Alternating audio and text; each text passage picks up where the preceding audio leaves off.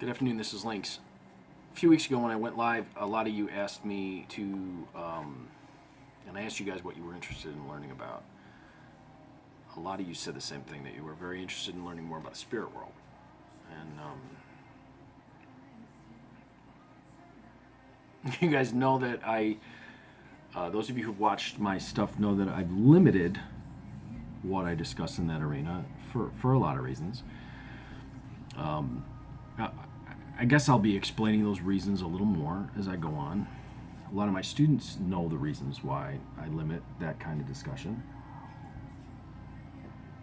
But I thought I'd share a couple of experiences about this that got me started.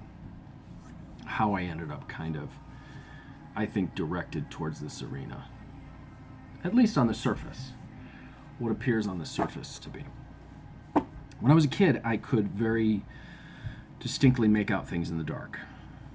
It was always in the dark. I could hear things very clearly, and I could see things very clearly in the dark that I did not like. There was quite a bit going on in the dark, and it sort of freaked me out. So there was a time when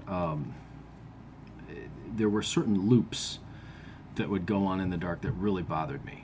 There was a certain, it sounded like pieces of conversation that were stuck going over and over again.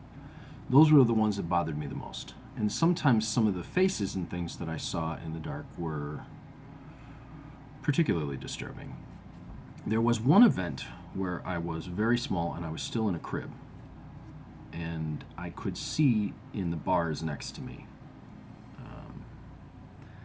There were three faces in the bars that I found particularly disturbing. They were making faces, and it was very disturbing, to say the least. So I remember sort of calling out for someone to come and hopefully do something. I didn't know what, but something. So much to my dismay, it was my father who came in the room, and he was pissed off because it was late, and I think it had woken him up, or he'd had to get out of bed. And he said, "What the hell is wrong, or what the F is wrong?" I can't remember right now, but he barked at me, and I really, I knew. I was very, very, very young, but I knew anything I said to him would be,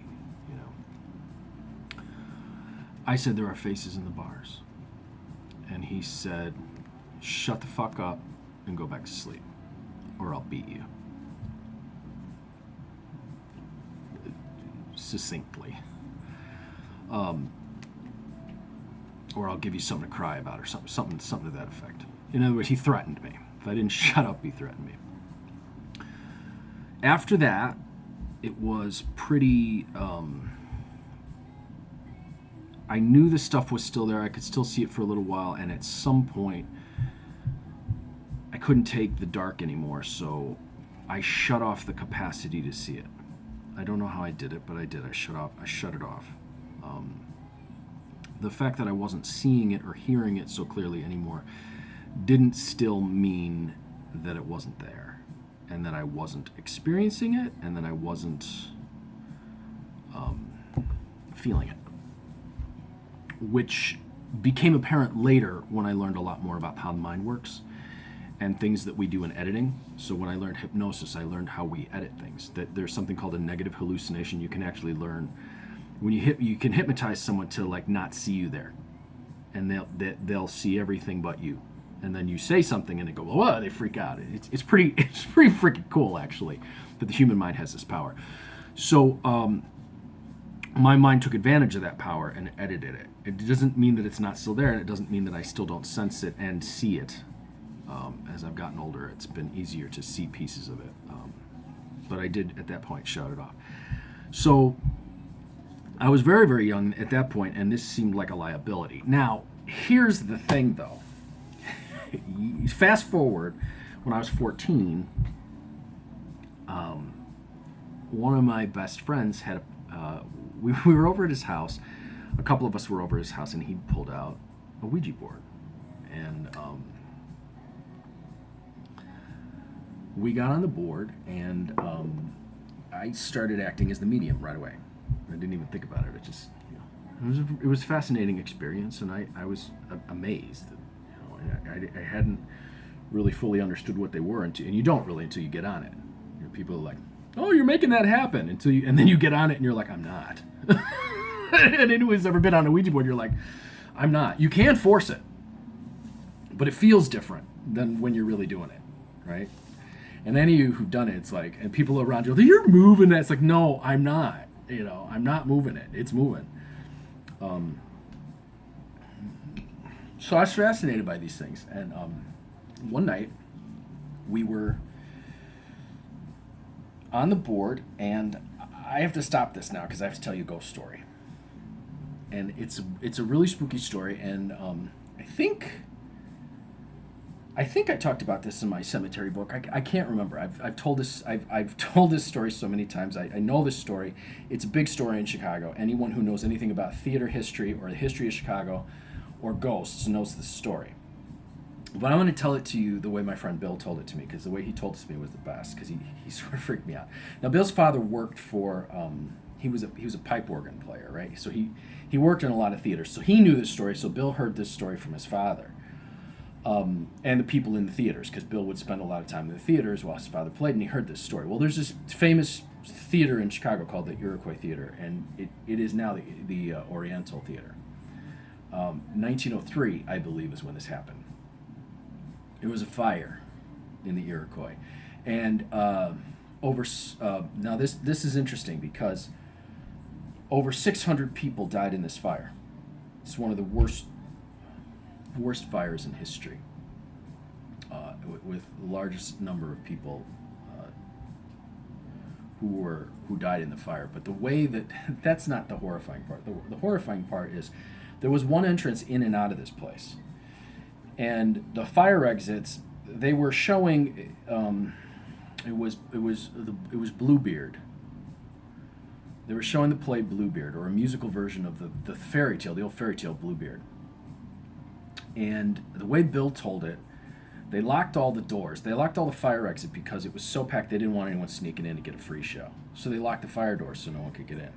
And the way he told it to me, I still remember seeing him. And we were kind of half in the dark, half in the light. And he's telling me that the curtain, all the people were out in the audience. The curtain, flames went, and he goes, the flames went up and out, and started So as one of the footlights or something caught the curtain went up, it started going, the flames, he said there's a draft coming from right across the audience. People started trampling each other, trying to get out. They couldn't get out. They couldn't get out the fire exits. They burned alive. There was only one way in and out. That was the front door. They tried to get to the locks. They couldn't unlock them. They stuck. They burned alive. It was horrifying. And then this was the really horrifying part.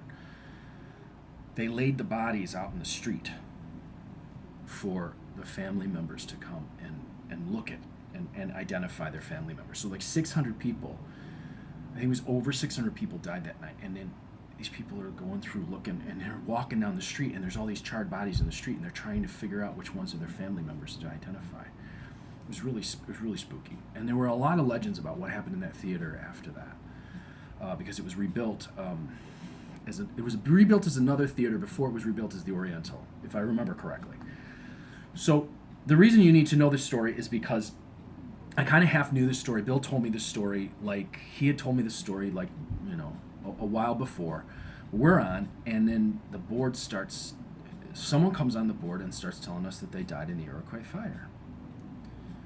And they spelled out their name. And then someone else came out. And so a bunch of these spirits came on the board, and they told us, hey, this is... And we wrote the names down. We wrote all the names down. And Bill's father had a book on the fire. Or it was a book on theater history or something, but the fire was in it. And I didn't know he had the book, but he said, my dad's got a book on this. Let's go look at it. So we went and found the book. And in the book, there was a registry of the people who had died. And we found every name that had come up on the board. Every name that had showed up was in that registry. So, while I'd had this experience when I was a kid that this stuff was spooky or weird or it freaked me out or whatever, years later I would realize that first experience I had with the faces in the crib, really what I believe they were trying to do was make me laugh. And I took it wrong. And it became the beginning of something that forced me to shut it off. But now here I am as a teenager, and I'm having this experience, and we're like, whoa. To this day, I don't know what it was. I don't know what happened, because I'll tell you. Some people say it's the combined psychic energy of two people. It's the subconscious energy of two people make the planchette move and then spell stuff out. Could that have happened? Yes. Yes. Is that any less cool than the fact that it could be spirits? No. The fact that you could and come up with these names that you'd never seen before, yes, that's pretty freaking cool. Which led me to want to study hypnosis as well as the other stuff that I do here, okay? It really made me realize that the subconscious mind is insanely powerful. That's just one experience I had to show me how powerful the subconscious mind was and how it was connected to extrasensory perception. But here's the other thing that happened. So then after that experience, my friend Bill and I, we go on the board, and there was this spirit that would come up named Mary. Now, I no one really knows about Mary but he and I. But Mary would come up and she would give me advice. She would give me advice. There was there was this sort of weird relationship that I had going on back then, and she was constantly warning me that it was not good for me. That no matter what I thought was going to happen, it was never going to happen. Again, could that have been some combination of Bill and my subconscious energy, psychic energy? Yes. Yes. Could it have been a spirit named Mary? Yes. Do I believe that there are spirits? Yes. Do I believe that they can speak to you through or move a board or influence you to it? Yes. Yes. Mary gave me some really good advice. And in the end, everything that she had told me and everything that she had suggested was true. In spite of the fact that I wasn't willing to face it, wasn't willing to look at it, this was not a good situation for me to be in. And she was very explicit about that, and very detailed, and gave me explicit warnings. So what I learned from my experience with Mary was that even though as a kid the spirit world had frightened me, when I got older I realized that there were energies out there bigger than you and bigger than what you could see. There were intangible energies that could help you,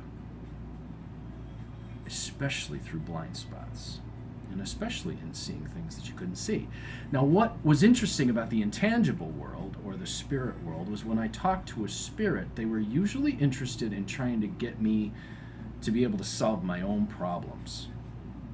So you could go to them for advice, and they'd usually point me back to myself. When I'd ask a human for help, it was usually about them. Whatever advice they gave me was usually about them. And that was a really interesting thing to realize. There was a difference, possibly, in the kind of advice that I could get. Do I believe that spirit advice is infallible? No, absolutely not. And as I told you guys, I'm working on a book, and I have a whole chapter on the spirit world in it, and I will explain that a little more deeply in that. But do I think that you can find and get intangible advice that's valuable? Yes. Do I think that it's all reliable and that you should listen without any kind of reason? No, absolutely not. But it was a very interesting experience with Mary, and I got the sense that whether it was some combination of Bill and my mind, or whether it was really a spirit, and I can't remember. I was very young. Like I said, I was 14. I was very young. Do I know I don't know. It was a very, I felt things and experienced things very different back then than I do now. Whatever it was very encouraging, it was very helpful, and I was very grateful. It would be a couple years later before I picked up my first tarot deck. But my first experiences with spirits were mixed. But in the end, I made a realization that perhaps everything that we see, everything that we know, everything that we figure in the tangible world is all that there is, was not really true. And I am a huge fan of that quote from Shakespeare, from Hamlet. There are more things in heaven and earth, Horatio, than are dreamt of in your philosophy.